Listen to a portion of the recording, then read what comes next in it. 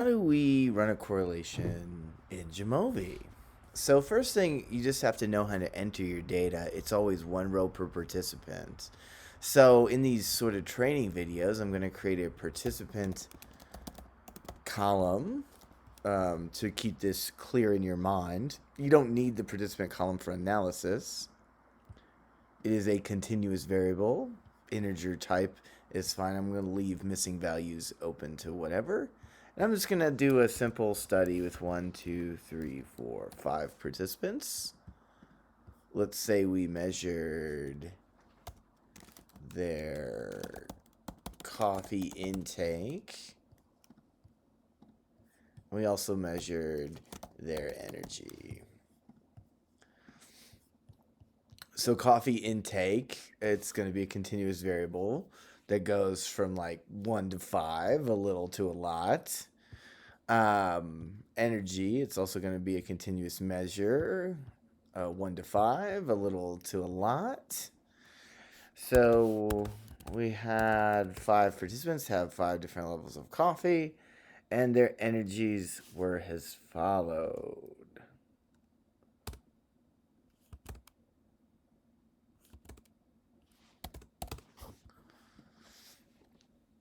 So what we have to, so now we have our data entered, one row per participant, always one row per participant.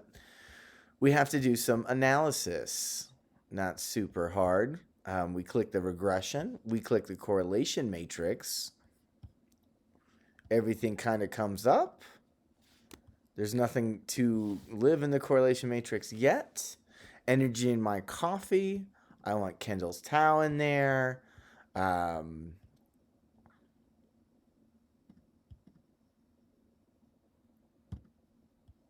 I would like 95% confidence intervals. So then I would like to plot the correlation matrix. This will allow me to see if there's any outliers and so forth. Doesn't really give me any options. Let's see what it does there. Okay. Oh, okay. It doesn't bother me either way. So this is just telling you this is a distribution of coffee intake. This is a distribution of energy. Here's our scatter plot. It's kind of hard, but you got to look in 1, 2, 3, 4, and I think one of them is right on there. Let me see. Let me see here with our data what's going on. All right, so 5 and 5. Okay.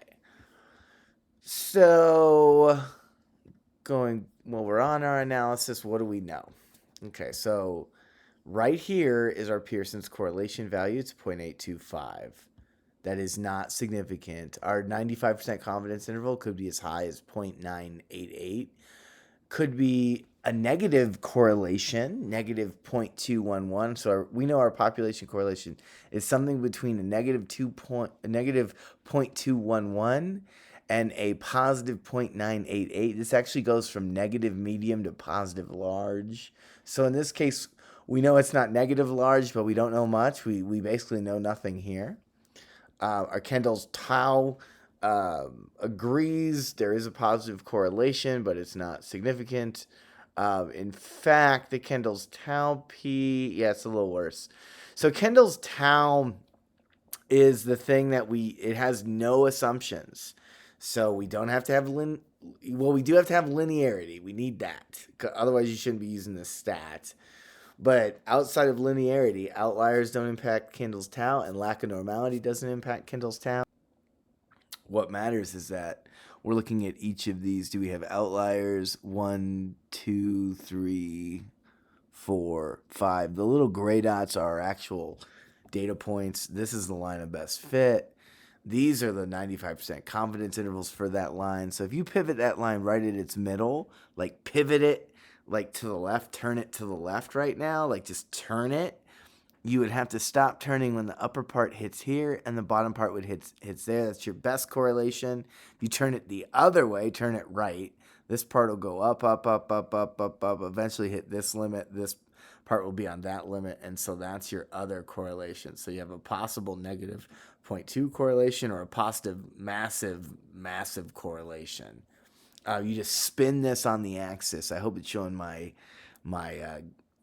mouse point right here, but if you spin from this axis right here, you spin this all the way to the limit, right, till it hits any white, that is the maximum correlation. If you spin it to the right from this axis, all the way to the right, it'll go down. That'll be a negative correlation. So that's the maximum, and that's the minimum. Okay? But that's that. That's all we need to really know.